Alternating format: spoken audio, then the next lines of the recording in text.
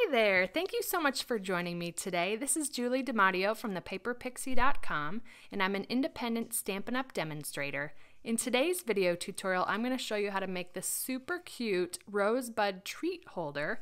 It's so easy to make and perfectly holds a Ferrero Rocher. I was inspired by fellow demonstrator Hannah-Laura Drews, who has a really great tutorial. It's just in a different language, so I decided to go ahead and make this my own. And what I love about this project is you can easily adapt the measurements to make a rosebud of many different sizes. So let's go ahead and get started. I'm going to bring out the Simply Scored.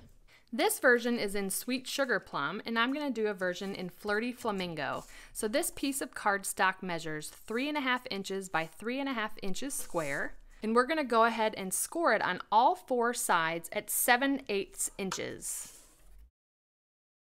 Next, we're going to make a score line at the 1 3/4 inch mark, but we're only going to score down to that horizontal score line. So 1 3/4, and we're going to do that on all four sides. So you're going to end up with something that looks like this. Let me show you on Whisper White what it'll look like. Okay, that's the template there. Now here's where you can completely adapt the size. So I'm not sure if you can tell, but these four squares are all the same size around the edges. So all you would need to do is to start with a piece of cardstock that you can divide into fourths. That way you can easily adapt the size of this box. So this is 3.5 inches, and divided by 4 is 7/8 of an inch. So that's why we scored at 7/8 of an inch all the way around. So for example, if you started with a 4-inch piece of paper, you would score at 1 inch on all four sides, because that's 1/4 of the measurement of 4 inches. I hope that makes sense. Now what we're going to do is to cut out all four outside corners. So on the template here, where I have that crossed out, I'm just going to use my paper snips to do that.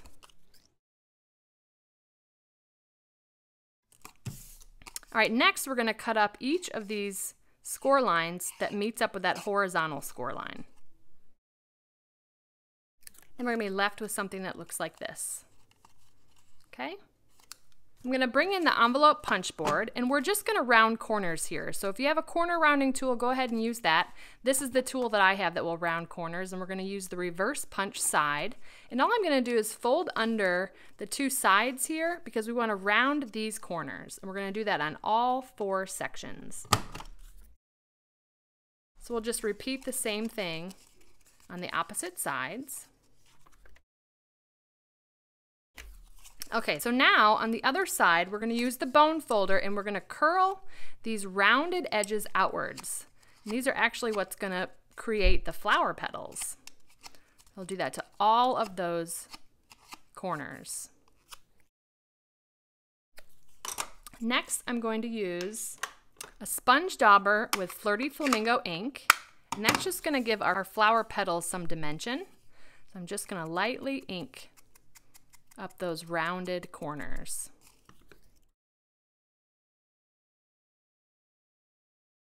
Next, using liquid glue, I'm going to put a line of glue from this corner to this corner, and I'm going to put glue on the lower half. So it's going to be kind of in a triangle shape.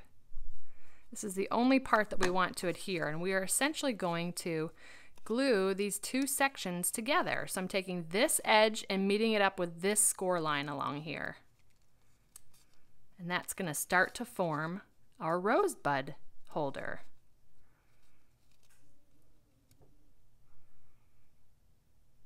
See that? So we're going to do that to all four sides.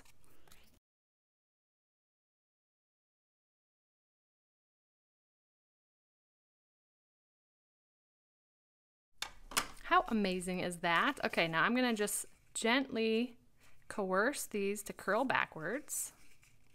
Just gently. And then I will, on these lower petals, kind of roll them a little bit tighter so we get some definition between those two petals on each side. All right, so there's the rosebud. Now we're going to add a couple of leaves, and I've cut out 2 leaves out of wild wasabi using the leaflets framelits dies, and I used this leaf here, and I'm just going to attach those with liquid glue. Just going to put a little bit of glue at the bottom and then the stem.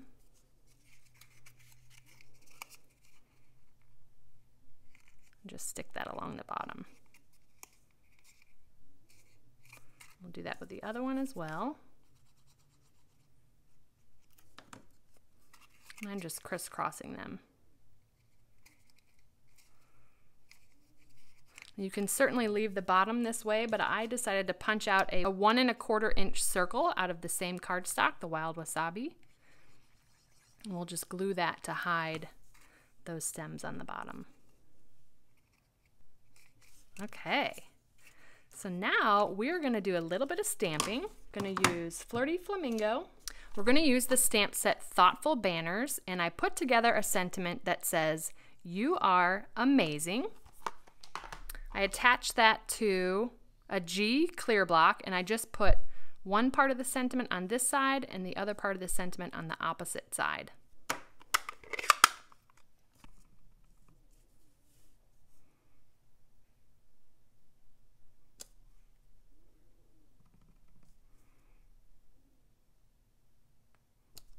Then using the classic label punch, I'm going to go ahead and punch this out. I'm going to center it, but then I'm also going to add some banner ends. So we'll punch that out. Then we're going to insert this back into the punch just enough to punch out almost like a little diamond shape, and that's going to give us our little banner end there. We'll do it to the other side. Super cute. Okay, now to give this little sentiment some dimension, I'm going to use my bone folder and curl it backwards. Then I'm going to just curl the ends forwards. I'm going to grab a couple of glue dots, put those right where we curled those ends forward.